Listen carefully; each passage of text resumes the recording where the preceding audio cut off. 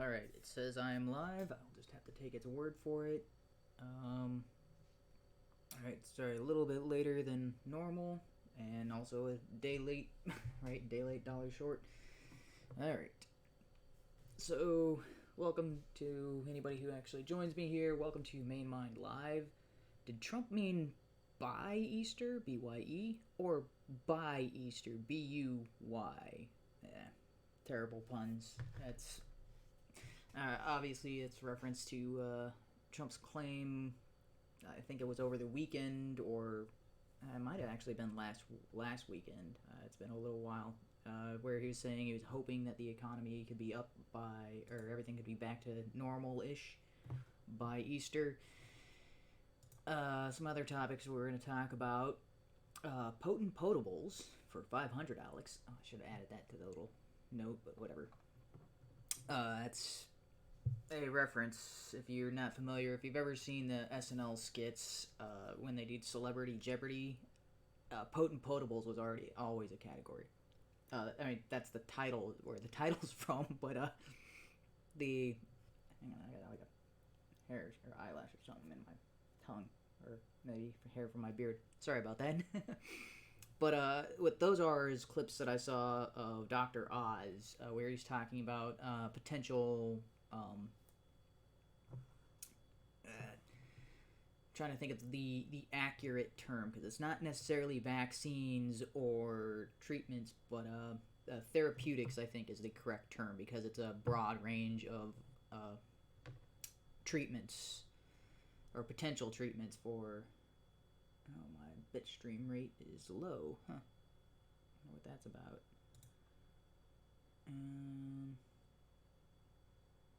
Yeah, I'm not sure. Connection's good. Alright. Sorry, I just got a little pop-up saying that my stream's bitrate was lower than the recommended bitrate. That's kind of unusual. That doesn't normally happen, so we'll see. I think I will close out this window. Maybe I got too many applications open. Yeah, sorry about that. So maybe it's not necessarily my connection to the internet. Maybe it's I got too many processes going on my PC and they're slowing it down. I'm not sure. All right. So, and then the last topic. So all of this is going to be COVID related. So I've got the last topic is HIVID-19. This is something I saw last week, and it just kind of puts all the pieces together, at least for me, and a lot of the things I'm going to be talking about in this are related to that. And actually, in thinking about this, now that I've started the stream, I should actually do these in the reverse order. Because super low mic volume. Yeah, sorry about that. Let me... Because usually it's really loud. Yeah, but, let's hit live. And so, welcome to anybody who actually joins me here. Welcome to Main Mind Live. Yeah, I'm not sure what you're talking about, because I hear myself pretty loud and clear on the mic.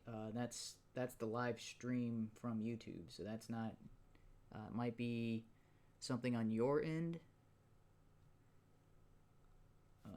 Or maybe my volume on my headphones is really loud. Did Trump mean buy Easter? B-Y-E? Maybe I'm just used to listening to it at a extreme volume, so I will... obviously, it's reference to Trump's claim. Yeah, I will move my mic a little bit, but it's a little difficult to do because I don't have much room on this desk, but yeah, so I'm just responding to a little bit of chat there from the BTK, so welcome to the stream. By Easter. Alright, I'm gonna put that on pause because now I'm hearing myself in the background. Alright, so yeah, in retrospect, I'm gonna do these kind of in a reverse order. So starting with this one, because this is the one I saw. This was, I think this is about 2 weeks old. When was this posted? This is from March 18th. So yeah, this is from a while ago. Yeah, more than 2 weeks old. But I'm gonna play quite a lengthy clip of this. So Hi everybody, I'm here with Paul Cottrell. He is a researcher in chaos theory. Of course, he has a big interest in my show for that very reason. Has interest in modeling financial markets. He's born in Detroit. He has extensive professional experience in yeah, engineering if I need and to turn design. the After video retiring volume from up a automotive bit, engineering, 'cause- he pursued interests in corporate finance involving the publishing, retail, and yeah. nonprofit industries. So let me know if the He is volume a on that's proprietary good. trader specializing in currency and energy markets. He's been awarded a PhD specializing in finance from Walden University, also earned an MBA and BS from Wayne State University, engineering certificates from Massachusetts Institute of Technology, and has also been awarded. Dr. Cottrell is currently at Harvard University as an ALM candidate specializing in biology. He's completed the pre-medical program at Fordham Okay, I'm just University. gonna pause it. So basically, he's going over this guy's credentials, and they are pretty lengthy. So this is not just some random guy on the internet. This is not somebody who is conspiracy theory tinfoil hatter. This guy is a pretty credible expert on this subject, and so that's why he's listing off the credentials. Because in other words, his degrees could totally beat up and take the lunch money from my degrees. I'm very pleased to have you on the show, Paul. Thank you so much for taking the time. Thank you very much for having me. I appreciate it. Okay, so we're going to talk, I guess everyone can tell from my red background here, we're going to talk coronavirus and I think some economic impacts that are quite important. And one of the videos that you made that was recommended to me that had me skin crawl just a little bit was your video on the impact of coronavirus on the health systems and the lungs in particular. I wonder if you could help people understand. I just got a message saying my YouTube is not streaming smoothly at the moment, so apologies for that.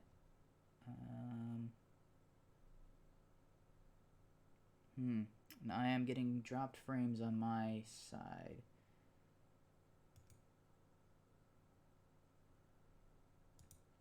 Let's see. So, not quite sure. Hopefully I don't have to restart or something like that. But yeah, it does look like... So yeah, that's definitely my PC, and I've been having issues with my desktop recently.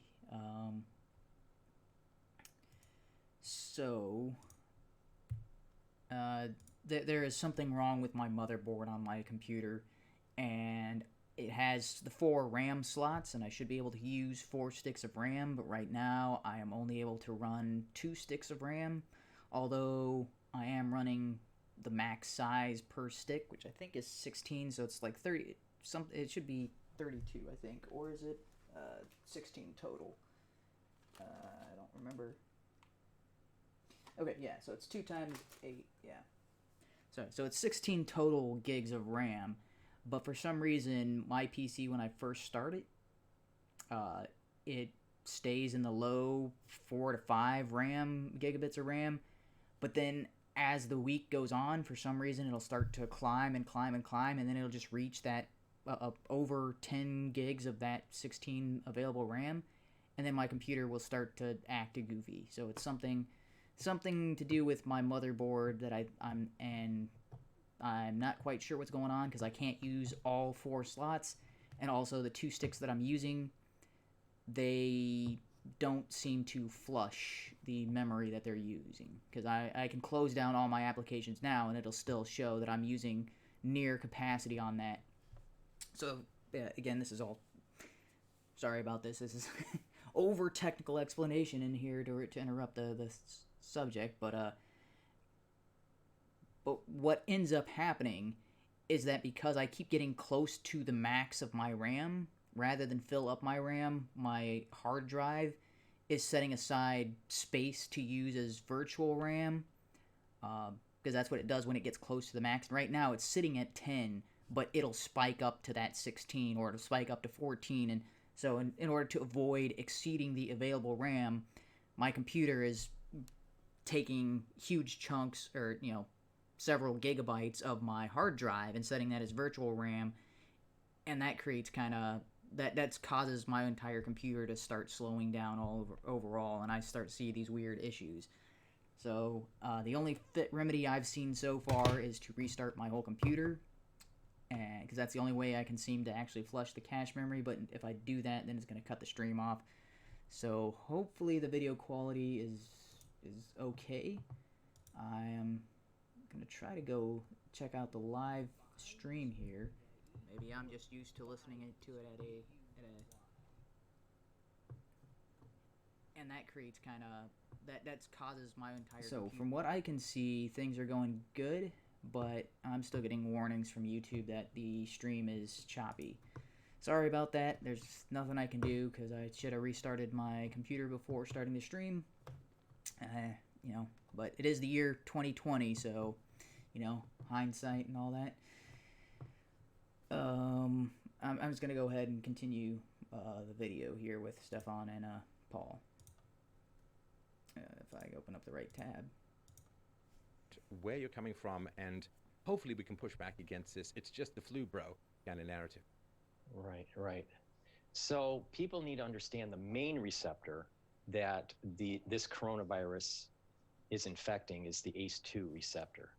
And the ACE2 receptor involves a pathway called the renin-aldosterone pathway. So this helps control your blood pressure. So as this virus is breathed into your lungs, there's a high probability of it connecting to this ACE2 receptor and going in endocytosis into the cell and starting to replicate. But what is interesting that just came out just recently is it's not just the ACE2 receptor, and it's not just the Wuhan strand. We have other receptors that this is infecting, such as the GRP78 receptor and the CD147 receptor. Right. So he's kind of being. I wish Stefan would have kind of stopped him and said, "Hey, could you be go into a little more layman's terms on what you're talking about?" So he's talking about various receptors on the cells themselves, and he's saying, usually a virus, it's only going to target one thing, and it's only going to target either one type of cell or one type of receptor, and this has been and some cells only have so many types. It's not like all three of these receptors are always on the same cell. But the first type of receptor he mentioned, the A2, I think he said it was, or that's something that's in your blood cells, which is why he said you breathe it into your lungs and it's going to infect the cells. It's not infecting necessarily your lung cells, but it is going to the blood cells that are going through your lungs to get oxygen. That's where the virus is infecting them. But it also has the ability to infect other types of cells, not just blood cells. Like if you think about certain other types of diseases or viruses, usually they target one specific type of cell that they can get into. But this seems a little bit different, and he'll get into a little later on talking about why this is the case, whereas it wouldn't normally a virus wouldn't be this adaptable. Basically, that's the point he's trying to make. It's a little more adaptable than most viruses. It seems as though that the spike protein on the coronavirus has more affinity for the ACE2. It actually is supercharged when we have a protease called furin in our cell. We have furin in our cells that helps process proteins. Sometimes proteins are made and they have to be cleaved or folded in a certain way to be activated. We have inactive proteins and activated proteins. So furin at times can migrate to the cell surface. If the furin is next to ACE2 or these other two receptors that I just mentioned, it adds 1,000 times more virulence for the spike protein. Okay, and he mentions virulence without really explaining that. That's the ability for the virus to infect, like how infectious the virus actually is. That's the term. It's the spike protein that's on the coronavirus. This I just released 2 days ago. All right, so there's a worry here that once you get infected, this virus is the working hypothesis that we have is that it's not the flu, all right? It is a bioengineered virus, okay? And this goes all the way back in the research data, all the way as far back as 2010. You can see how individuals were doing restrictive enzyme manipulation in this genome of SARS and bat SARS-like virus, all right? And they were building up. All right, so I just saw and noticed that I dropped about 50% of the frames. Let me know if you're seeing some kind of lag and weird stutters, if you're still there, BTK.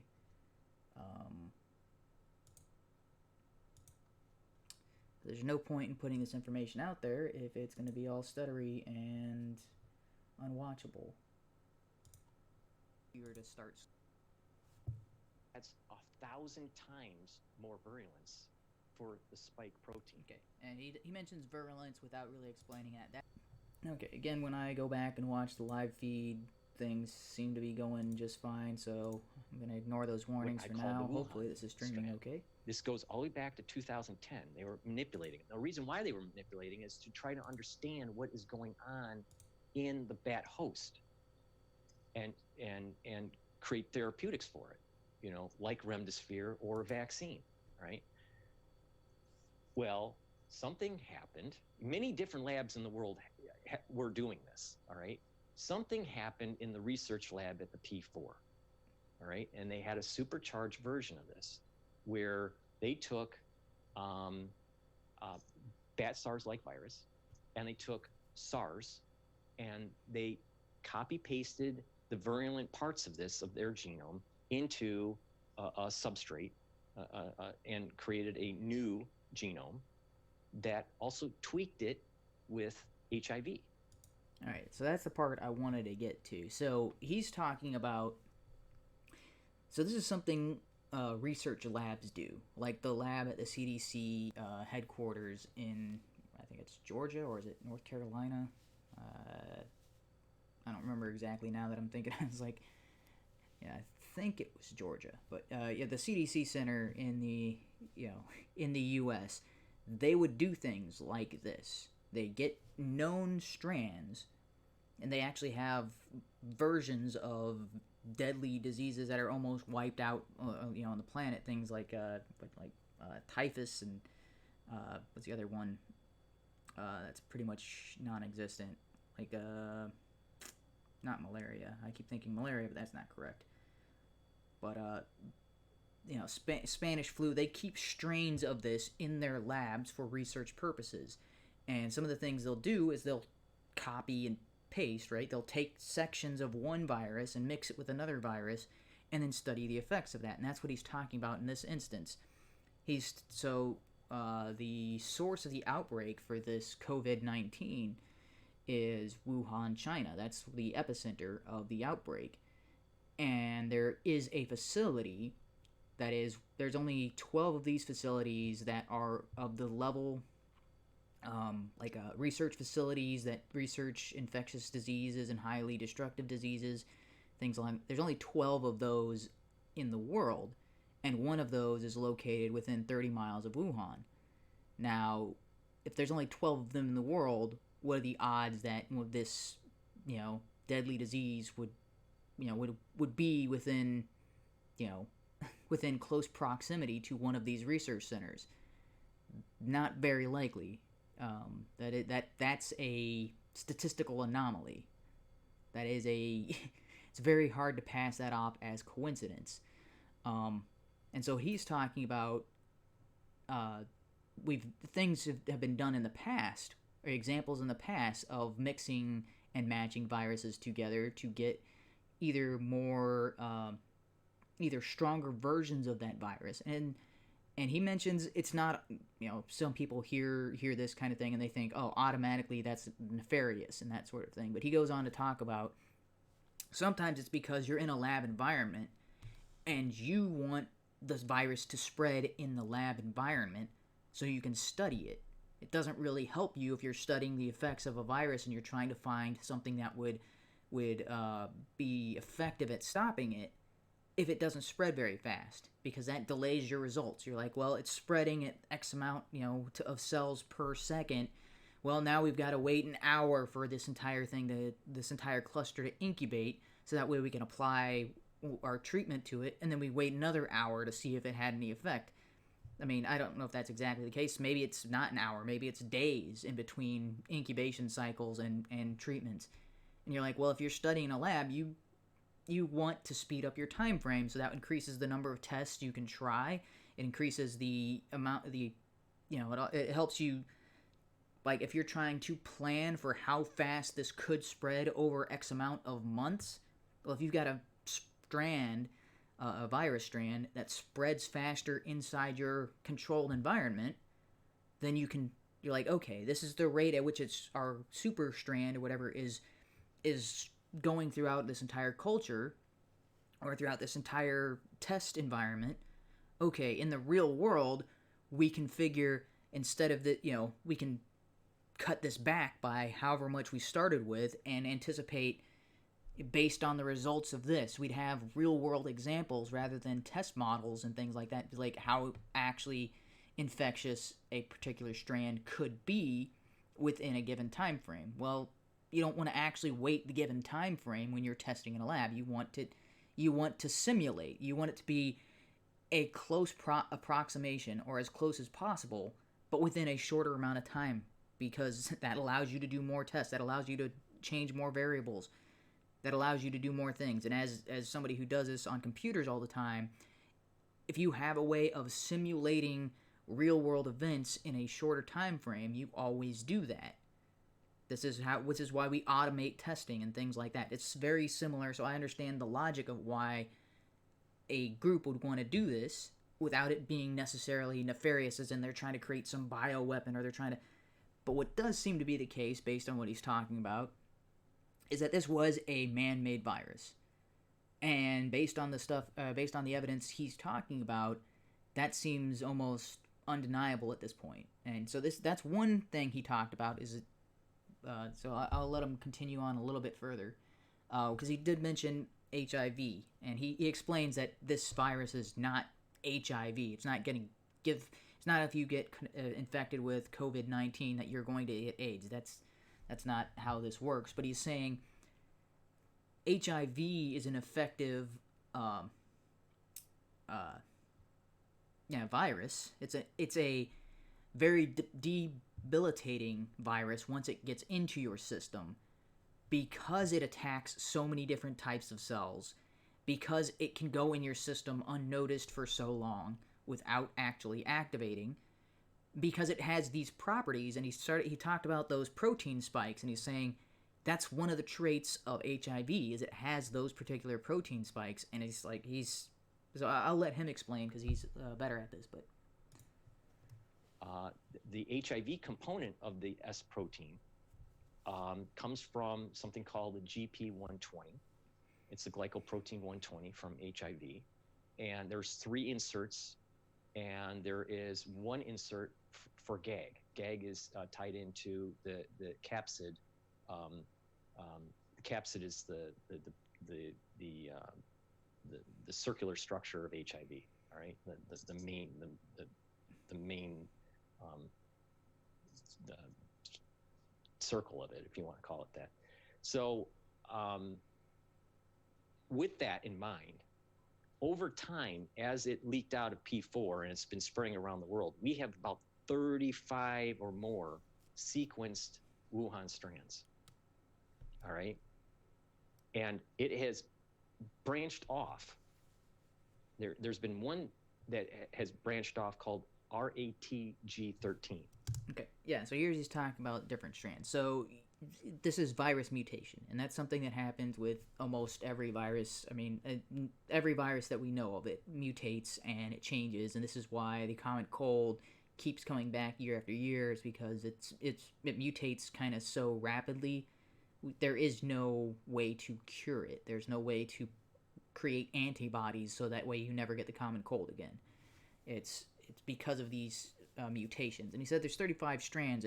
And he goes on later, but I'm going to skip over that part because it's kind of not interesting. He's talking about those 35 different strands. Well, those are all close enough to each other where one remedy for one strand of that would probably solve the other. But he's talking particularly about this offshoot that is different enough to where maybe it wouldn't be the case where, so you might be able to find a remedy or a treatment for the 35 strands, but that one offshoot may not be susceptible to any kind of to the same treatment.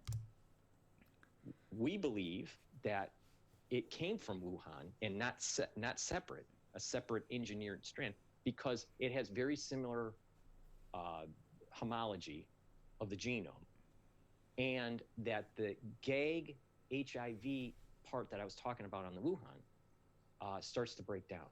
So you have these stochastic processes as it moves around in the population where the nucleotides will change. And if you have enough nucleotides changing, your amino acids will change in the protein. So you have these stochastic processes. Capacity of the RNA, is that right? Right. Skipped a little ahead there. Right. So what happens is that we have this virus is an RNA virus, and when the RNA virus gets into the cell, to prove your point, it gets into the cell and it starts to create a protease. A protease that it creates is 3CL, and that 3CL helps to fold the replicase. That replicase is what starts to make the proteins off of the RNA and the RNA duplicates of the RNA. But viruses mutate a lot, primarily because the replicase is not very good. It's not like our polymerases where we have checks, proofreading mechanisms. So higher organisms will have proofreading mechanisms if things aren't working right. Well, these replicases or polymerases, it's the same word, same thing. But basically these replicases, they make a lot of mistakes. But okay, so he's using kind of the more biological, but the explanation here is he's talking about a copy of a copy. With our cells, again, they do degrade over time, but our cells, since they use DNA instead of RNA, whereas RNA is kind of a lower form of DNA, DNA is actually made up of RNA and other proteins and things like that. So it's basically like we've got a more official copy of our cells, and when our cells duplicate, they do have, what he said, checks and balances, but it's basically when a cell is being constructed, it's being analyzed by by the whatever, either the structure that's creating that cell or the cell that is duplicating. It double checks that it's creating a efficient copy of itself. So our cells, they do degrade over time, but it's not because they're making copies of copies. It's because of things called telomeres at the end of the cells, those will degrade, and as those shorten, the more a cell is copied. Those are kind of like buffers. But anyway, once those disappear, well, then the cell isn't as able to copy itself without errors. Whereas the RNAs he's talking about with the viruses, they don't have any of the telomere things. They don't have any kind of buffer. They don't have any kind of check. They try to replicate themselves, and if they fail, oh well. They just continue to do what they do because they're not necessarily... if they are alive, which that's debatable, that's up for debate amongst biologists, if they are alive, they aren't intelligent enough to actually really determine what they're doing. It seems like they're acting purely on instinct and not have any kinds of functional thought of their own. Like even smaller, like insects and animals or whatever, they act a lot on instinct, but you can tell when something changes, they change their behavior, whereas viruses, that's not always the case. They don't seem to react in anything. They always seem to be single focus, and the reactionary doesn't seem to quite be there, which is why they duplicate themselves and they don't even bother to check on the duplicate. Whereas with animals and even insects, when they have children, they check on the health of the children. And if something's like a runt of the litter, sometimes the mother will kill the runt or devour the runt or something like that, and because they know it's not going to survive. Viruses, they don't care. They don't have the mental capacity to care. The whole in the world of natural selection, that can allow for attenuation, the weakness of a virus, or it can allow sometimes more virulence. And this is why I'm concerned about the 3 receptor issue. I call it pinballing, where over time, even though we have high virulence with the ACE2, over time it's going to attenuate. But another wave could come because of natural selection, and it gains affinity to, let's say, CD147 or GRP78. So your listeners can see that this can be pinballing back and forth as it's going around the world. Well, this is something I've sort of interrupted, but this is something that I've really tried to emphasize in my presentations, knowing, as I have studied quite a bit of the medieval history of the Black Death, it came in a series of waves. People think of a plague as like one big Albert Camus kind of peak and then a trough, and then it evens off, or maybe it stays kind of low grade in the population. But if you look at the 1819 Spanish flu, yes, we're going to call it the Spanish flu because we're sane. The Spanish flu came in a small wave, a large wave, and then a smaller wave. And the bubonic plague, the Black Death, came in a series of waves over decades, and some places even longer in Europe. And this idea that you can just get this peak, tamp it down, social distance, and deal with it, I mean, there's nothing wrong with doing it. It's a good thing to do, but we don't know how big the second wave is going to be, even absent mutation. So there's one last thing he says here, and it's close to the beginning here, if I remember correctly. Right, so. Exactly. We are looking at the epidemiological dynamics of the Spanish flu as a proxy. Yeah.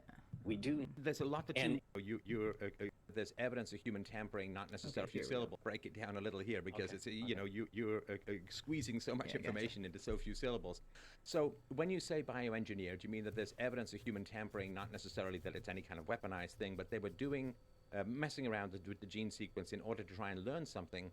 They put some dangerous stuff in there, and it got out. And I've heard the AIDS insert. I've also heard that the AIDS insert has been questioned, or some of the papers have been withdrawn, although these papers being withdrawn, you never know if it's political pressure or economic pressure or what. So the AIDS inserts that you're talking about, help me understand a little bit more about some of the controversy around that. Okay, all right, here's what happened. On January 25th, I looked at the genome in the NIH database that was released from China. I was only doing it for fun because I took bioinformatics at Harvard, and I was just doing it for fun.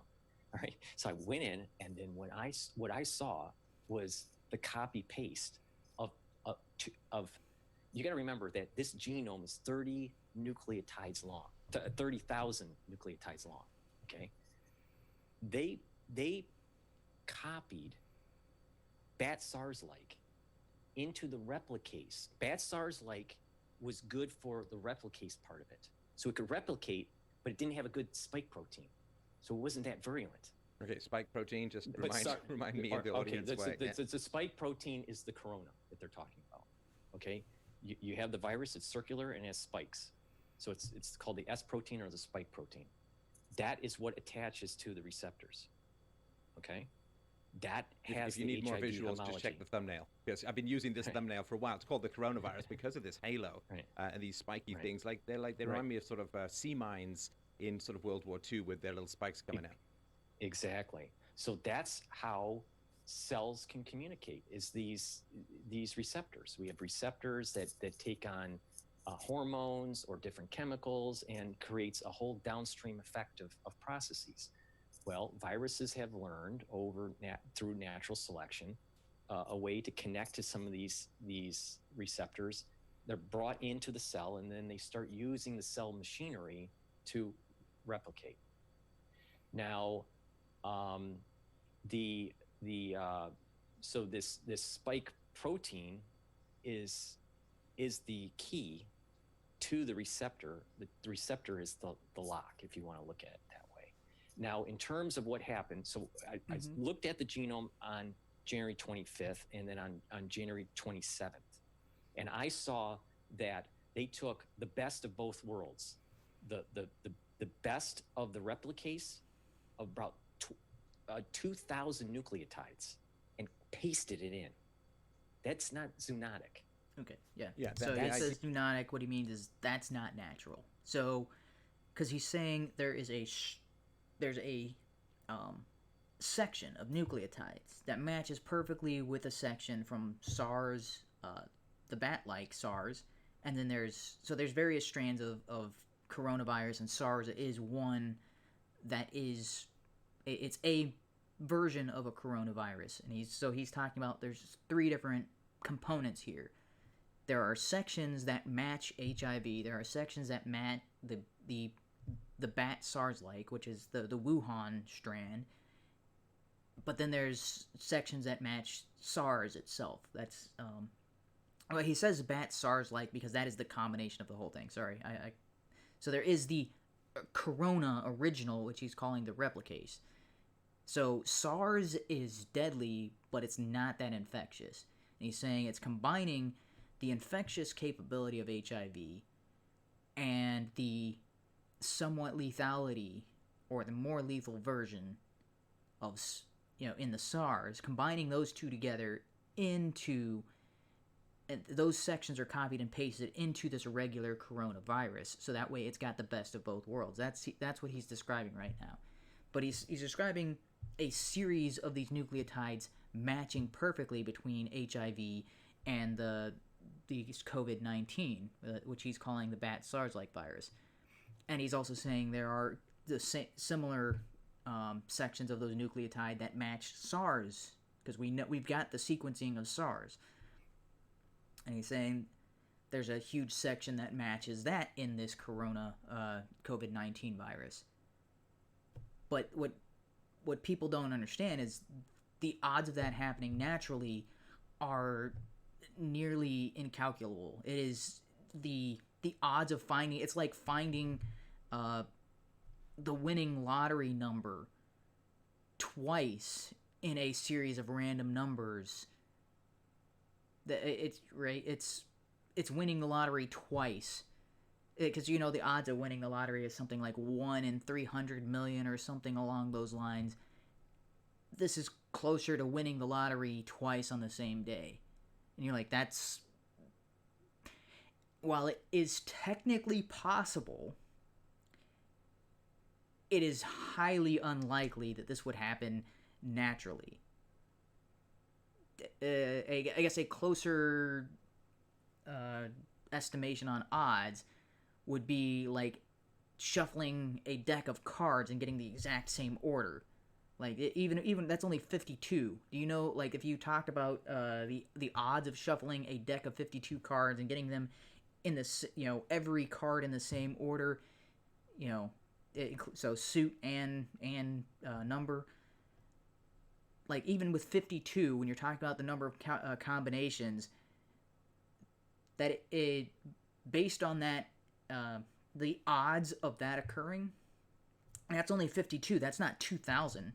That's not, 30,000. What he's talking about, the whole strand is 30,000. That's only 52 different combinations. And even with just those 52 different combinations, it's been estimated that no deck on the face of the earth throughout all of human history has ever been shuffled into the exact same order. That's how unlikely it is, and that's 52 variations. Here we are talking about 2,000. You're like, yeah. That's, if you're talking about every deck of cards that's ever been shuffled ever, the odds of it matching exactly are unlikely. It's more likely that you shuffled a brand new arrangement of 52, and here you're seeing an exact match of 2,000 and an exact match of, yeah. So that's the point I wanted to get across, because that is, yeah, that for me, I was like, okay, that's, I had my suspicions prior to seeing this as about, because the location next to that facility near Wuhan, it being that close in proximity to where it was announced that there's the official story that this came from eating bat soup at a local market, and there was an outbreak that happened because of that. well, if that was the case, then this could have been contained. And yet, because, here's the source of it. Everybody who had anything to do with this, we can contain them. We can find all those people. We can quarantine all those people. And, they did that. And still people got out and got infected that had nothing to do with that market. So that told me weeks ago or months ago that the actual outbreak occurred weeks or months prior to that market incident that they're talking about.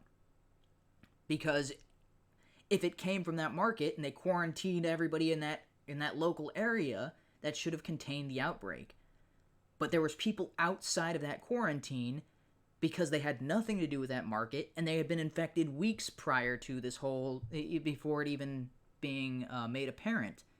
And those people were like, oh, hey, I'm fine, I can go and travel. And so they went and traveled, and they went around and spread this. That's why they can't contain it, and they don't know how many people are infected, and they don't know even, there is no way of knowing, because there was people outside of that initial quarantine zone. If you have that suspect zero, or that,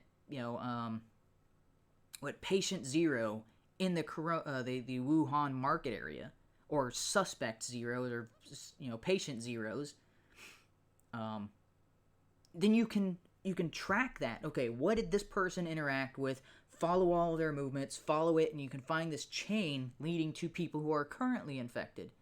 But that chain is disconnected because there are people who have no connection whatsoever to patient zero, which means the outbreak occurred outside of that, had spread before that,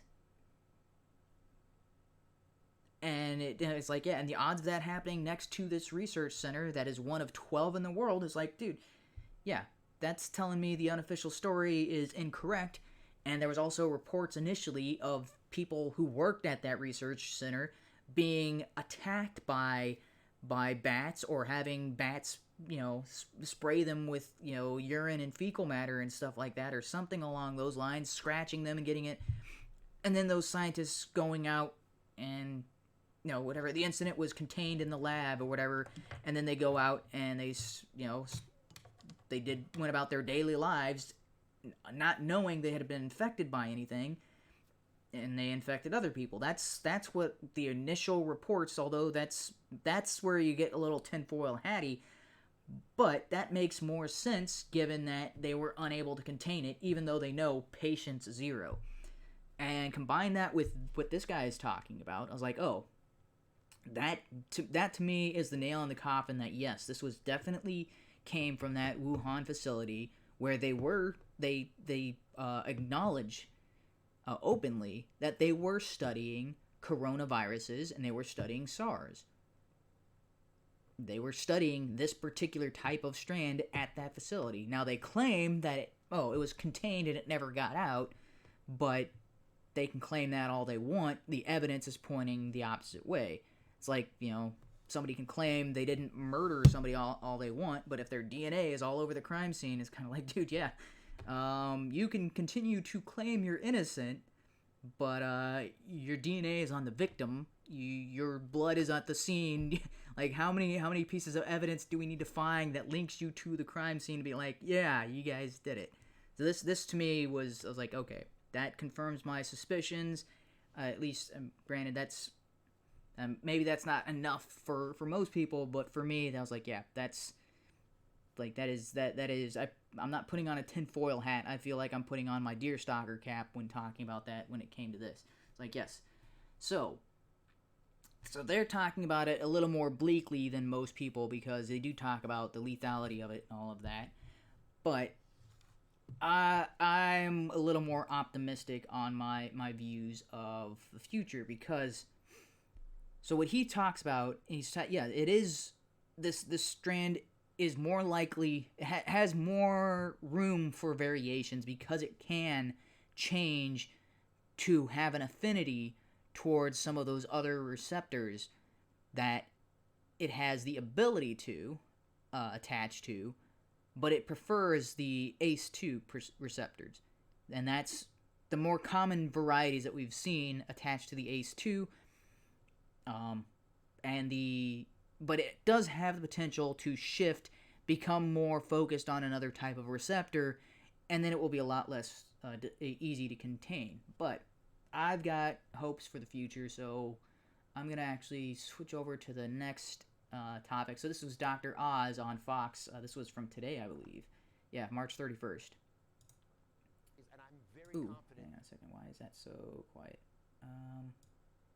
So let me switch over to my stream and double check the volume there. That's the ability of the COVID-19. Okay, so it's a little bit which he's calling behind, bat SARS-like virus. And he's also saying there are the similar sections of those nucleotide that match SARS, because we've got the sequencing of SARS. And he's saying there's a huge section that matches that in this corona COVID-19 virus. But what people don't understand is the odds of that happening naturally are nearly incalculable. How many seconds behind is this? The I odds of think finding, there might be a it's little like more finding, buffering because my stream. So the hopefully winning you're seeing lottery it's pretty number smooth on your end. I'm getting all these twice error messages in a saying it's series not of random smooth, but I'm numbers. hoping maybe OBS is buffering that enough it's, where. it's winning the lottery twice. Yeah, because I'm like 'Cause, way you know, the odds delayed of on the winning live lottery is on something like 1 in the feed that I 300 can million see. or something along those lines. This is closer to winning the lottery twice on the same day. And you're like, that's Sorry if I'm delayed While here a it is bit. technically I'm waiting for the stream to possible. catch up a little bit. Because according to that, I'm still talking about the winning the lottery, and that was like a minute ago. it is highly unlikely that this would happen naturally. Okay, this keeps buffering. So. I guess a closer. Man. Oh, okay. So while I'm thinking that, I am looking at the comments here. So estimation on odds. I have not heard be of like- Yara virus. Yeah, and so okay, so what you're Shuffling the 90% deck of its cards in genome the has exact never been same seen order. before.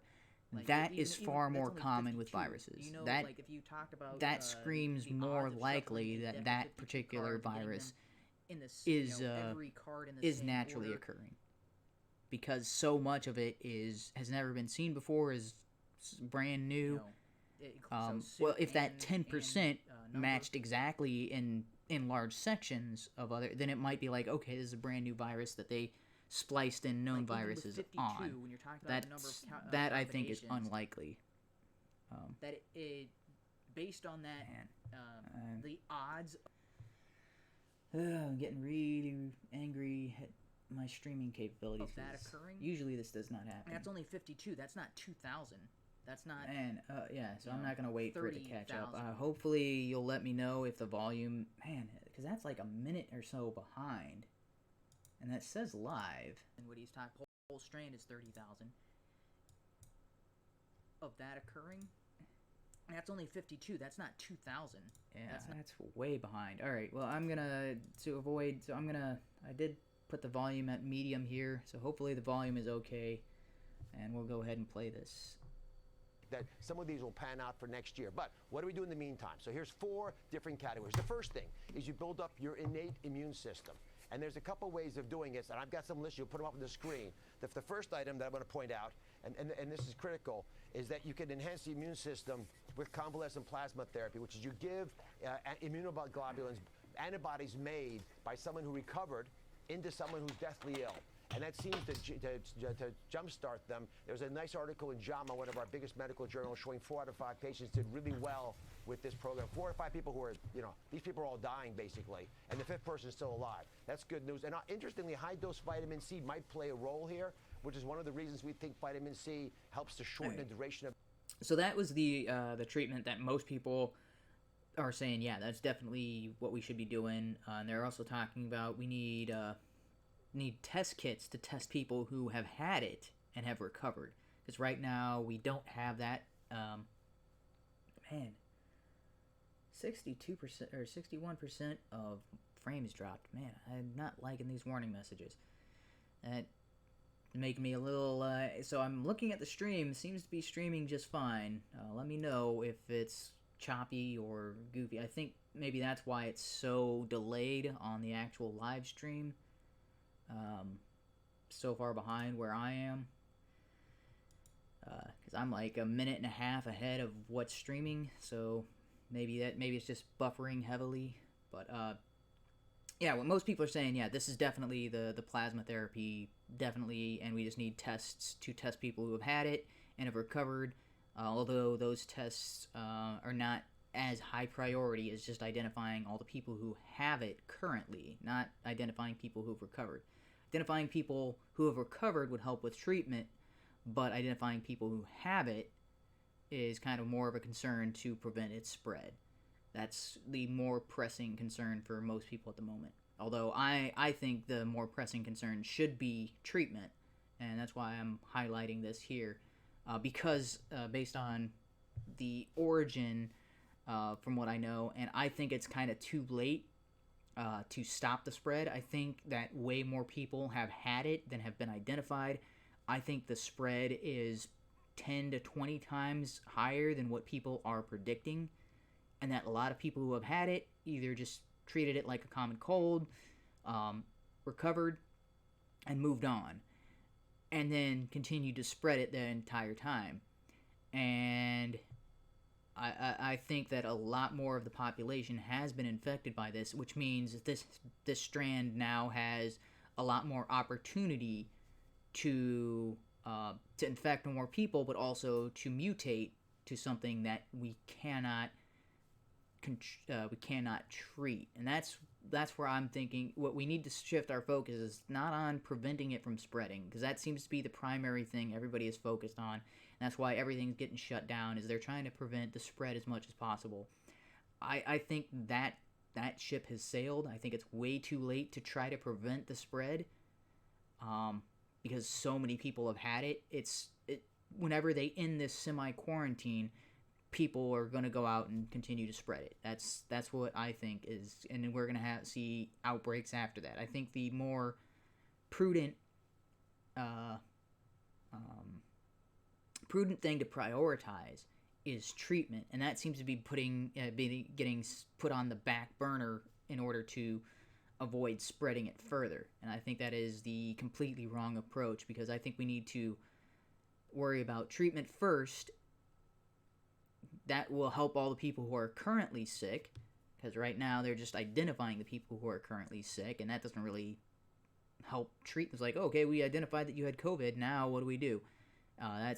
That to me seems kind of cart before the horse. It's like, yeah, we know of effective treatments. Let's try to do anything and everything we can to treat people. Let's provide the treatment first, and then figure out if you have corona after. That I guess maybe that seems a little backwards to most people when they're talking about this. But if we suspect you have corona, or if we suspect you have COVID-19, apply the treatments as if you did and wait for the blood work to come back, because it was taking like a week, or it was taking like 5 days, and they got that down to 2 days. Now thankfully it's no longer 2 days. Now they've got a 5-minute test kit, so that is it's probably about a month late for that, but better late than never. And now that they've got that, well, now you definitely want to, since you get results within 5 minutes and they're accurate results, rather than waiting 2 to 5 days. So that was the part that was making me so angry when I'm hearing about this, is people would be suspected of having it, and they'd be quarantined for 5 days, and it would the test results would come back and they didn't have it, and so then the entire time they were not really being treated. And it's like, well, if they had it, they would have been possibly spreading it, or they would have been taking up extra space and all that sort of thing. But the people who did have it during that 5 days also didn't receive any kind of treatment. They were just quarantined, and just like, hey, if something emergency happens, then we'll wait for the emergency. And they didn't take any preemptive, because the treatments he's talking about here, all of these things, so the plasma therapy sort of thing, that is not going to cause, or that is very unlikely to cause more of an issue. Like if somebody comes in and they're sick and they think they've got COVID-19, and you were to give them plasma therapy just in case they had it, that isn't likely to cause them to get more sick than they currently are, or to now they didn't have COVID and you just infected them with COVID. It's giving them the antibodies to COVID. So either it would protect them from getting COVID in the future or make it less likely for them to get COVID or less likely for COVID to spread easily in their system, or it would do nothing. So I'm not seeing a downside here, but then again, that's coming from a layman's terms. I'm not a doctor or anything like that, but I'm just saying, for as far as I can tell, all of these therapeutic treatments, the downsides for them are minimal. So it should be something that we push on people like, hey, we suspect you have it. Do this until we find out otherwise. That should have been the approach, and yet the approach seemed to be the opposite of that. It seemed to be the no, don't give them that because that might because that hasn't been approved by the FDA and all that sort of thing. All right, I'm ranting, so I'll let Dr. Oz continue. Of a common cold, so it's probably worth considering in high doses in New York hospitals and other facilities are testing it, but the jury's still out. Talk about By the way, I'm vitamin C. going to go through this list. It's all going to be on Fox News. Vitamin C for years has been known to boost your immune system. That's just that are being tried. Next up, you want to prevent the virus. If your immune system is not strong enough, you don't want the virus to get into the cell. So how do you block it from getting into the cell? Well, that's where hydroxychloroquine plays a role. We've been talking about it a lot. That's the malaria drug. We believe that's one of the mechanisms by which it might play a role. I actually corresponded with Didier Raoult, the physician leading the trials in France. You know, they're going to have 500 patients on these combination with the azithromycin, the Z-Pak, this week. And if he could, he'd add zinc because he believes high-dose zinc which could potentiate the action, and that's something you can do at home, frankly. You take a low dose now if you desire, but we don't have evidence of that. But high dose, if you get ill, might make sense. Okay. Yeah, so this to me is the most promising out of the ones he's mentioned, because this is something, so the plasma therapy, that's not something that we have a lot of access to at the moment, because again, we don't know how many people who have had it. We know, a good number of people who have had it who've recovered from it because they were in the hospital, but we don't know how many total people have had it and all that sort of thing. It's a lot harder to get a hold of that. Whereas hydroxychloroquine and chloroquine phosphate, the chloroquine phosphate, that's the one that kind of doesn't quite make sense to me, because I've seen chloroquine and I've seen hydroxychloroquine, but chloroquine phosphate, he's mentioning it here, but as far as I know, that's not the typical drug that is prescribed as malaria medication. Well, it's prescribed for more than just malaria. It's prescribed for leukemia and HIV, and so that's where this is where I had this clicked for me. He's not mentioning it here, but this is about a week or maybe 2 weeks ago after I saw. Oh man, I'm drawing a blank on the name. After I saw Dr. Paul there from Stefan's video, talking about this having components of HIV inserted into this virus. When I learned about hydroxychloroquine, I was like, the reason hydroxychloroquine is prescribed as a treatment for off-label, because the label is for malaria, but it's prescribed off-label as a treatment for HIV, it's the same reason it's prescribed as a treatment for this COVID-19. Because Dr. Oz is what he's talking about right here right now, is it prevents the virus from latching on to those receptors. What hydroxychloroquine does is it stops the virus from attaching to your cells in the first place, so it can't go about and reproduce and create more of itself. And even if you already have your system where your system has this virus in it and it's replicating in your system, it's infected cells already, the virus does not have that long of a lifespan. You're talking about a couple of days at most. So it's only got a couple of days to get into your system, enter a cell, and then start replicating itself.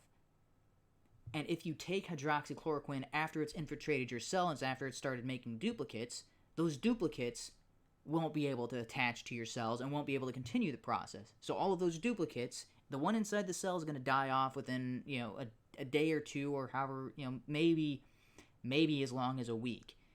And the other ones that venture out into your system, they're going to have a very difficult time attaching to new cells to replicate, and they die off.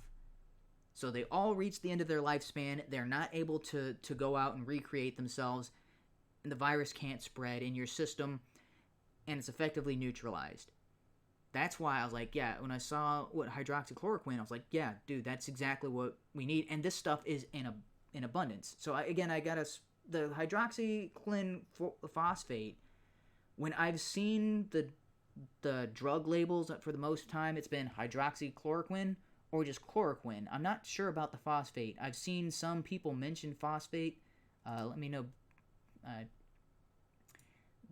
And the reason I bring this up is because the couple in Arizona who took fish tank cleaner, they took it because it was hydroxychloroquine phosphate. Ugh. So there's a lot of things wrong with this. So first of all, it's fish tank cleaner. It's got more than just chloroquine phosphate. It's got more than just that. It's got other chemicals in there that are designed to clean the tank that are toxic. That's like saying, oh, hey, this particular item has salt in it. And it's like, well, it's also got chlorine, and it's or maybe that's a bad example because sodium chloride is salt. But it's got, well, it may have salt, but it also has, I'm trying to think of something that would be toxic mixed with salt. I don't know. What would things... I'm trying to think of an actual example, but I'm drawing a blank on something that is not supposed to be eaten, but can have salt in it. And I'm drawing a blank because everything that I can think of is all food related, other than chlorine. But that's yeah. So okay, it would be like, oh, my doctor prescribed sodium to me, and you look at the label of table salt and it says sodium chloride, and so you take table salt thinking that is going, and it's like, it's not the same thing. It's mixed with other stuff. It's not the same as the original. Or, I mean, so there's that side of it, but there's also hydroxychloroquine and chloroquine, chloroquine, whether it's chloroquine by itself or chloroquine phosphate, the amount that is prescribed is in milligrams usually. And who knows how many grams or milligrams were in the amount that that couple took.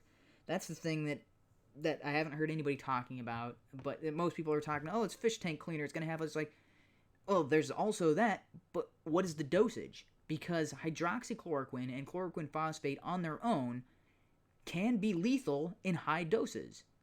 They are prescribed in milligram doses because if you take a gram of hydroxychloroquine, you will likely die. It is very likely that you will kill yourself taking a full gram of it rather than a milligram or the milligram dosage that is prescribed. So I'm a prior military, and I was deployed to Djibouti, Africa. While I was there, they prescribed us hydroxychloroquine. That was the malaria medication I was taking, and they told us, don't take it for longer than a year. I think they said don't take it for longer than 9 months.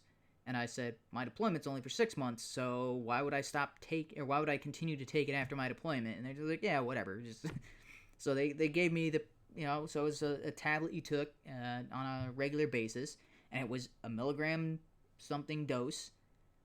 And they said, while you're taking it, it can cause damage to your liver and pancreas. That was one of the warnings on the label that my doctor prescribed, and doctor told me about. It's like, yeah, prolonged usage of this can damage your pancreas and your liver and possibly your kidneys. I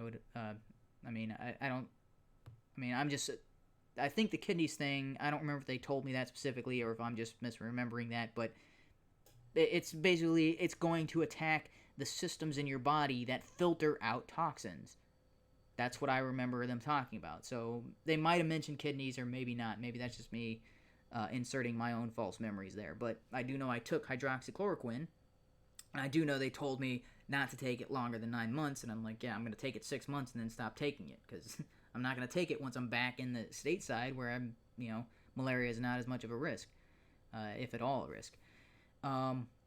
But they said, yeah, so after you stop taking it, it usually takes about a month or so to work itself out of your system, because your organs that deal with filtering out toxins are going to be filtering out that toxin, because by itself, hydroxychloroquine is a toxin. Now, that sounds, I guess,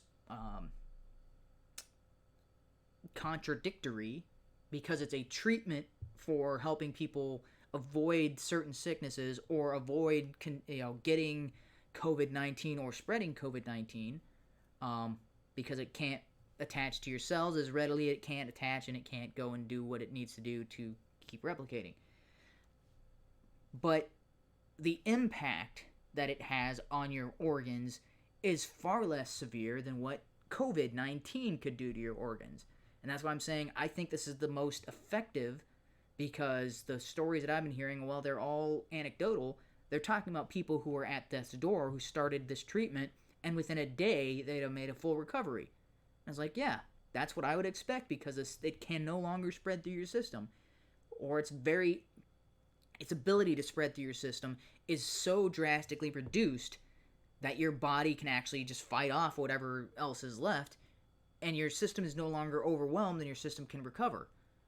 The reason your body goes into kind of like the full shutdown, and why all your systems overactivate, you get a fever, you start coughing and sneezing and all that, it's because your body is actively trying to prevent new sources of this contamination from entering your body, and it's also trying to expel any of this in your body, because it's otherwise your system would be overwhelmed, and your white blood cells couldn't fight off the virus, and your body could not. So it's like, hey, I've got to make sure that I stop everything from entering. We can't have anything entering.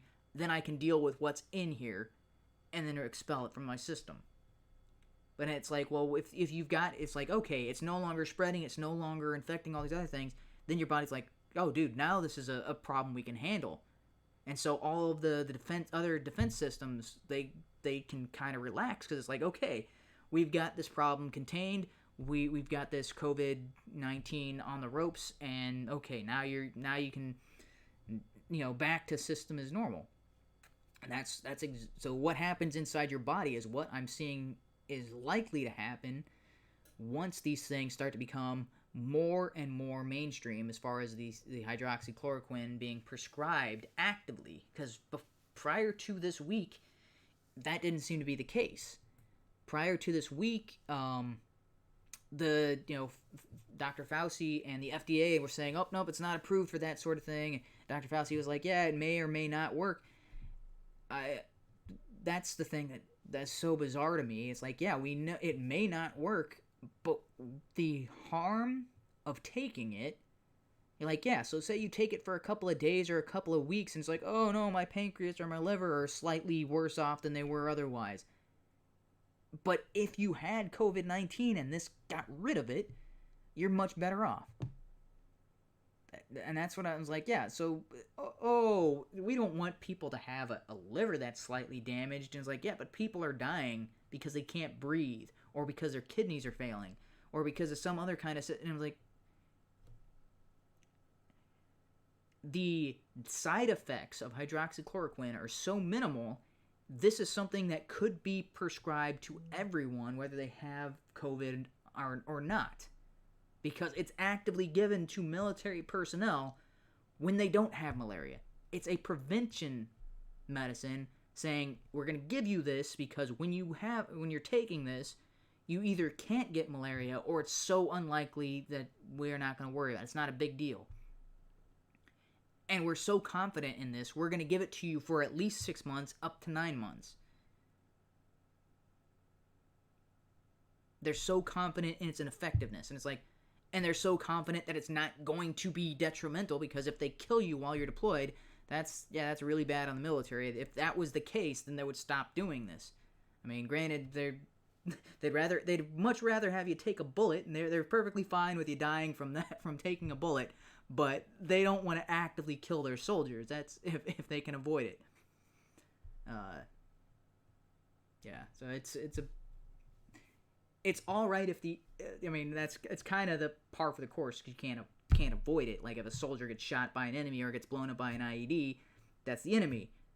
But being killed by your own side, that's something the military would like to avoid at all possible. Like, well, can we blame this on enemy fire? Nope, this guy died of something we gave him. Ah, crap. Yeah, that's not something. Despite our military's somewhat mandatory lack of concern for the safety of soldiers because they're actively putting them into the line of fire, they do not want to be the reason the person died. You know, they don't want to be the one responsible as far as, like, we fed him active poison or we fed them active poison and stuff like that. So, as far as I'm concerned, the side effects are so minimal. This is something we could prescribe en masse to a lot of people. Even the people we're not sure if they have COVID or not, just on the chance that they have COVID and this is what they need to recover. I think once that starts to pick up and become all over the place, which the other thing about that is the FDA finally approved hydroxychloroquine as a treatment for COVID. That happened like within the last day or two. Saw Tim Pool talking about that, and I think that was on Sunday or maybe Saturday. But it was very recent that the FDA said, okay, finally, yes, we are now approving this for this specific purpose. Whereas prior to that, they were like, oh, no, we're not going to say it's... And so what that was telling doctors is like, oh, this might be a potential cure, or this might be something I would like to prescribe, but the FDA says I shouldn't, so I'm not going to. Now, the FDA says, yeah, go ahead. So now doctors have to go ahead. I think a lot more doctors that were kind of hesitant or were unwilling to before now might be doing this, and we're going to start to see a lot more results of people recovering rapidly, people who we thought were lost, or people who were kind of terminal in their state with this, making full recoveries. And once that starts to spread, then the news of people making full recoveries when they otherwise wouldn't have, simply because they've been prescribed this, then it's gonna, they're not gonna be able to make enough of this, the hydroxychloroquine, to meet the demand. And once we get to that point, I think we'll be in a good spot. The third major area is if the virus, if your immune system can't catch it and it penetrates into your cells, well then the question is, how do you block its replication? How do you stop it from doing damage? There's remdesivir is a good example. Lopinor, Ridovir, these are promising therapies. Some of them have not shown efficacy to the degree we've desired, but these were designed for other illnesses like HIV and Ebola, and now they're being utilized in a more aggressive fashion in these different trials, because in theory they should work. And finally, you can block the over-response of our inflammatory system, the complement storm, so to speak, where the body just can't keep up with the virus. And there are two medications I put on here, which are both still experimental, but there's a bunch of others that work in this area. And remember, if we have a drug that works for people who have horrible infections or bad cancers to block the over-response of the body, well, you could use those same drugs for coronavirus, for COVID-19, so that's our hope. And one last idea that I quickly went by, losartan, which is a medication, it's a blood pressure medication. It works at the same receptor that this virus uses to sneak into your cells. Jury's still out. We don't want people going off those meds, because it turns out they may actually help you by blocking the virus from getting in. So those trials, again, FDA-approved products, we'll have to show that they work, but that might be an opportunity as well. Yeah, so everything he mentioned there is FDA approved for other conditions, and that's why I'm so angry at all the people who are saying, oh, no, he's saying it was approved for COVID, and like, it doesn't, whether it was approved for COVID or not, these are medications and substances that we know help treat other conditions, and we know the side effects. So somebody who is possibly dying of COVID-19 should have the option of having these things recommended, like, hey, you could try this. We can't guarantee it will have any kind of effect, if it's going to cure you or whatever, but if you are dying, then you should have that option to be like, oh, okay, those are the side effects? All right, compared to potential death, I'll take those side effects. I'll take those risks. But right now, doctors were not offering that. And so many people who possibly could have saw it, a hope, or at least something that could possibly help them, weren't given that option. And that's incredibly frustrating to me. And that is a huge problem with our current system. And that's what I kind of talked about last week with the John Stossel, where he's talking about all of that incompetence. It's like, if you think you are going to die, then nothing should be off the table. You should be like, hey, if I think I'm either going to die or I could possibly damage my pancreas or liver or possibly my kidneys, and it'll have long-term effect. I'm like, well, if it's a choice between death or that, I choose the small damage to some of my organs. I can live. I can get by with that. I can get by with a damaged liver. I can get by with a damaged pancreas. But if I'm dead, oh, well, at least I didn't have pancreas problems. At least I didn't have liver issues. What? That's so insanely idiotic. And yet so many people on the news are talking about this, like, oh, he prescribed, those people took hydroxychloroquine and they died. Oh, the president's giving them bad information. And he said it was approved by the FDA for COVID-19, and it hasn't been approved for COVID-19 yet. And he said, no, it's approved by the FDA, meaning it's been approved for use. People have been taking this for the hydroxychloroquine in various versions of it, the chloroquine, phosphate, and chloroquine, have been prescribed since the 40s. It's been over 70 years that it's been prescribed to treat malaria. It's been approved for that long. Now, it hasn't been approved for COVID-19. It's only been approved for that for a couple of days. But that's the idea that, oh, he's prescribing something that's not approved and it's going to kill people. It's like, that's absolutely idiotic. And it's probably gotten a lot more people killed than what they think would have been killed if people had been prescribed that. It's so frustrating. All right, so there is something else he talks about. So I'm going to skip ahead a little bit here. I had this prepared for about the 10-minute mark. Let me know. So I see it in the comments. I don't know how far behind you are, but yeah, they've also found a full and complete protein inside a meteorite that they cracked open. A very interesting discovery. I mean, that's interesting, but I don't know what that has to do. That's a protein. So proteins aren't the odds of creating RNA from a simple protein. Again, you're talking about like that's an astronomically unlikely event. I've talked about that before on we talked about this with evolution. The problem there being abiogenesis, and so yeah, proteins can exist. I mean, they've proven in labs and things like that proteins can be created by themselves, but the odds of proteins, because proteins are the building blocks of RNA, and RNA is one of the building blocks of DNA. So it's basically protein, is it proteins, nucleotides, RNA, DNA? I think that's the specific order. So proteins by themselves, the odds of constructing a protein are very, very low. But then the odds of a protein coming together to form something, the arrangements of different types of proteins that can produce RNA are vastly limited compared to the number of potential proteins that are possible. Like, there are a number of proteins that can possibly exist are, like, the number is insanely high. Just the variations that can turn into what we would recognize as protein.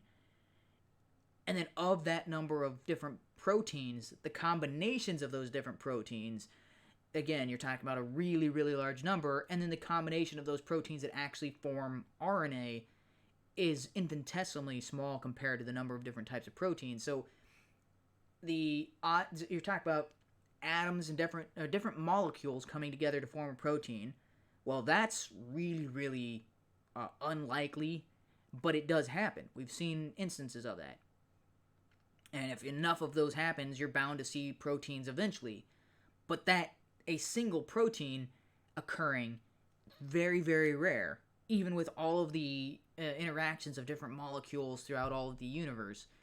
and even on Earth, a naturally occurring protein is very, very rare, which is why this is an interesting story. We're talking about the meteorite. If proteins were just all over the place, having a complete protein inside of a meteorite wouldn't be that unique of a thing. It wouldn't be an interesting discovery.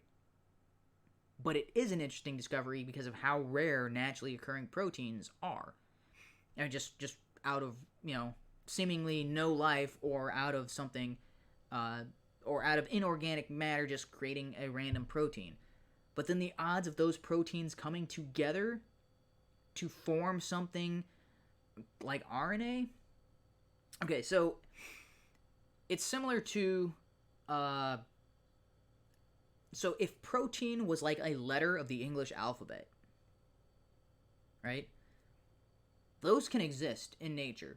X marks the spot, T, trees in the shape of a Y. They're not that common. The X's, T's, and Y's are somewhat more common than, say, like a structure that is an A occurring naturally, like an A-frame occurring naturally, or some, like, a B would be very rare to see kind of occurring naturally, that sort of stuff. Whereas RNA would be more like a sentence being formed naturally. Just, you may find a Y in a tree, but you're not going to find YES, like, within the tree branches. That's, like, if you did, more than likely you would think, oh, and that's just a single word. RNA is closer to like a sentence formed out of letters. So it's possible for a letter to exist naturally. It's very unlikely for a sentence to come out naturally out of just random objects in the world. Now, DNA is kind of like a novel. So that's kind of the order of complexity. It's like single letter would be comparable to protein. Sentence would be comparable to RNA. Novel would be comparable to DNA. Now, the odds of a novel coming out of just normal interactions between stuff, I am highly skeptical of that. All right. So sorry, that's a little bit off tangent, but hopefully that is more than just me ranting about a topic that I know enough to satiate my my own curiosity into the matter. All right, let's continue on this. I hope so.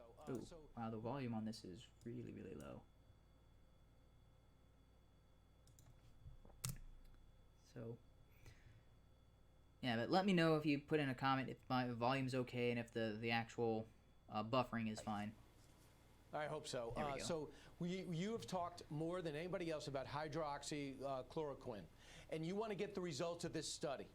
So is one way to get the results of this study, if I can say this effectively, is the people that are on it now for whatever, it's lupus or whatever, everything else, can you find out how this virus is acting in them and quickly get their record from Medicare and Medicaid because it's paid for by them, and see how it's acting, get the results of that study, and see if it can be mass produced from coast to coast? You know, that is such a brilliant idea. The Chinese actually did it. Well, the reason they began using this drug as part of their routine in China is they looked at a hospital that had a very big volume of cases. And it turns out that none of the patients who were on the chloroquine for their lupus or their rheumatoid arthritis, which is the reason you'd be on it, got COVID-19. And conversely, none of the patients who got COVID-19 had rheumatoid arthritis or lupus.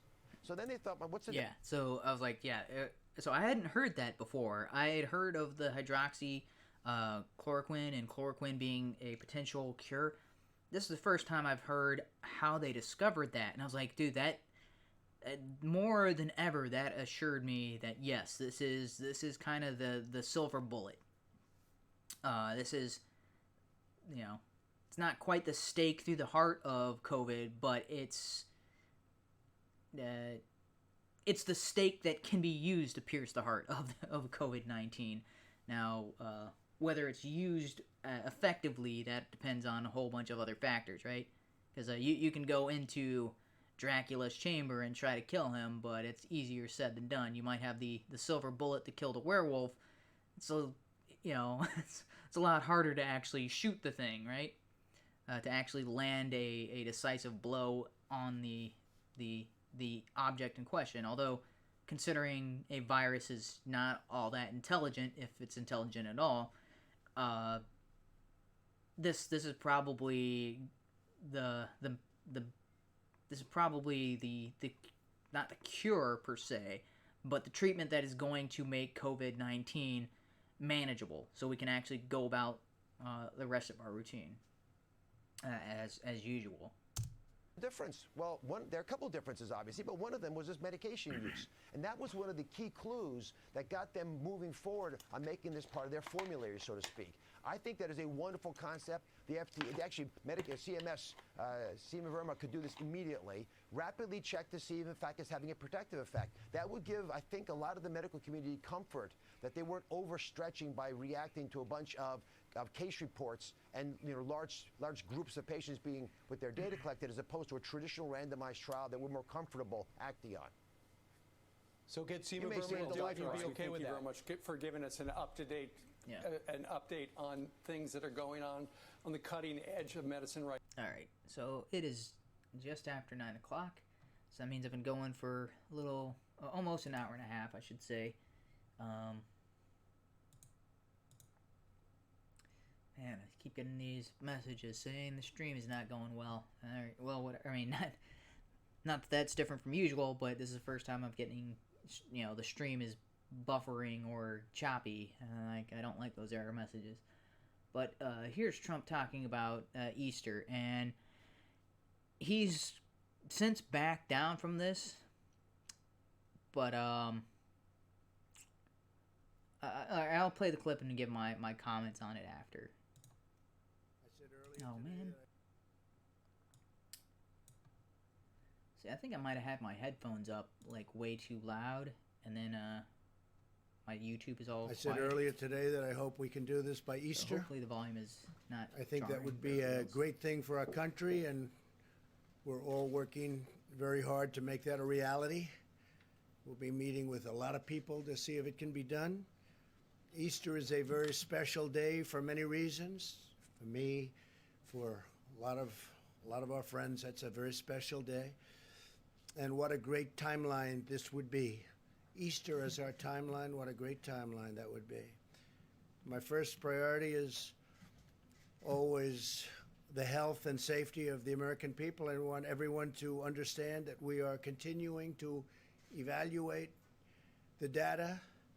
I'm also hopeful to... So, again, the title of this stream is BYE Easter, as opposed to... He obviously meant BY, like buy Easter.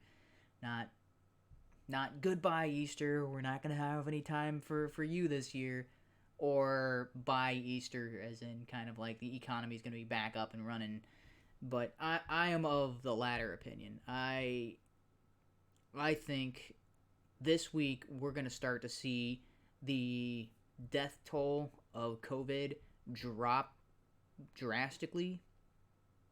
So I think the numbers are inflated, and a lot of people have been talking about this for, everybody talking about this current. So that seems like Stefan is a little more on this could be a lot worse. I think he's kind of the more pessimistic outlook based on the other people he's had on his show and the kind of the way he's been going off on these videos lately. But I'm a little more optimistic in my approach. I think this week you're going to start to see that the estimated death toll, because for some reason the estimated death toll for COVID is the number of people we know are infected and the number of people who have died while having COVID. Now, this is, again, an area of frustration for me. So, and I've been hearing a lot of people reporting that if somebody has something like lupus, and then they died of lupus, and they were already going to die, they were already in a bad situation, where, they were already practically terminal anyway, and then they got COVID as well, when they analyze them on, when they do the autopsy and all that sort of thing, and they say, oh, COVID was discovered in their system, they attribute that death to COVID. And that's something that's happening in Italy as well. So there are a number of people who, unfortunately, were going to die this year anyway because of their existing health conditions and all of that, who have died, who have had COVID in their system, and those deaths are being tacked on to the COVID numbers. That is a problem with the official death rate of COVID, because what we need to know is how many more deaths are occurring because of COVID-19 than we would see otherwise, because that's the actual number that is concerning, is how many deaths outside of what the expected number of deaths, because we've got actuary tables for all of this, like the number of people who generally die within a year, and we see how much is being altered outside of that predictability by the introduction of COVID. That's the death rate we need to be concerned with. The other side is they're talking about COVID having a death rate of 3 to 4%, or sometimes it's up as high as 19% or 20-ish%, based on the number of people that they know are infected. Now, that number has gone down in the past couple of weeks because we've started testing more people, and now we've got more people that we know have COVID, and we've got a similar number of deaths. Or, I mean, it's not similar, but the number of deaths, so the number of cases of confirmed COVID has gone up drastically. The number of deaths, known deaths from COVID, hasn't gone up at the same rate. So the ratios are now lower. And now we're seeing what most people are saying is about 3 to 4%. Some are saying as low as, some are saying like a 1%, 1 point something, 1.34. I heard somebody mention death rate of confirmed. And I'm like, that's confirmed cases. That doesn't account for all of the people who got sick, had mild symptoms, weren't celebrities, and didn't go and get a COVID test because of their celebrity status. They just, hey, I'm sick, called in sick from work, and, just did what they normally do. Like, take the regular medication they would for a cold, wait for it to take its course, and it never got bad enough for them to go to the hospital, and they're, back at work. And I personally think I was one of those. I mean, I don't have any proof, I don't have a test or anything like that, but this past February, I got really, really sick. I was stuck in bed. I had a fever. I was all stuffed up and coughing. I was sick for 2 full weeks. That is the worst I've ever been sick my entire life. And I've had a pretty over the past year or two, I normally get sick about once a month. And when I do get sick, it's for like a day or two. Maybe 3. But I can't remember a time in my life where I've been sick for 2 weeks straight. I've been sick for a week straight, and I was like had the flu, and so I was throwing up and all that sort of stuff. This time I didn't have the flu. I wasn't puking. I wasn't nauseous. There was no stomach issues. It was all in my sinuses and nasal area. It was all in my chest. I was having real trouble breathing at night. Despite taking NyQuil and Mucinex and all that sort of stuff. I was, I've also got sleep apnea, so that kind of compounded. So I was like, yeah, even if I wanted to come into work and do something, I'm like, man, even when I try to sleep, I'm not getting good sleep, and so I was working from home for 2 weeks, but I've got to thankfully have a job where I can actually do work remotely, and I'm currently doing that now during the quarantine status. But when I was when I was sick, I was like, yeah. So there were certain days I'm like, yeah, I'm not going to get any work done. My brain is in a fog. I could not sleep. I'm still stuffed up. And there was other days it's like, yeah, I'm just give me 2 to 3 hours. I'm going to take a little nap, and I'm going to come back and start working on stuff again. So that's kind of what it was for 2 full weeks. Is some days I would work, 4 hours at a time, then take a break, and then work another 4 hours, and stay up late at night, and I missed doing any streams during that time because I was either working or sleeping or exhausted or so there was 2 full weeks of that. I've never been that sick in my life. Never been that exhausted for so long. I've never been so out of it for so long. And the weekend, so then I started to recover like on a Thursday or Friday of the second week. And then I was fine for a weekend. And then that following Monday, I was sick again for two days. And then I was back to normal. And I'm like, yeah, that was the most sick I think I've ever been ever. And I was like, yeah, and I dismissed it as not likely being COVID because the time at which I got sick was before any confirmed cases of COVID existed in the U.S. And so I was like, okay, I was really, really sick. Maybe it's just a really bad, maybe maybe I've got other health concerns that I'm not aware of that made this cold worse than it would normally otherwise be. So I kind of wrote it off. But then afterwards, I found out this COVID-19 has been spreading for more than a month. Has been spreading more than a month prior to the official patient zero story. And I was like, yeah, if it's been spreading for more than a month, then there is a very good possibility I could have caught it in February. And it was in the States for more than a month before people actually started acknowledging it and confirming it. So I think I might have had it and have recovered from it. That doesn't mean I'm going to go around coughing on everybody and licking door handles and whatnot. I'm not an idiot. I'm going to try my best to minimize any kind of spread, either, if I hadn't gotten it and I'm wrong about that, I don't want to catch it now. And I want to avoid possibly spreading it to other people if it's still kind of in my system, but I've got immune system, but maybe it's still active. I don't know. I don't know exactly how it works or how long it stays in your system. But I do know if I ever go to the hospital for cold-like symptoms or whatever, I'm going to say, hey, can you prescribe me hydroxychloroquine? Because if I start taking that and I recover within 2 days, I'll know exactly what it was.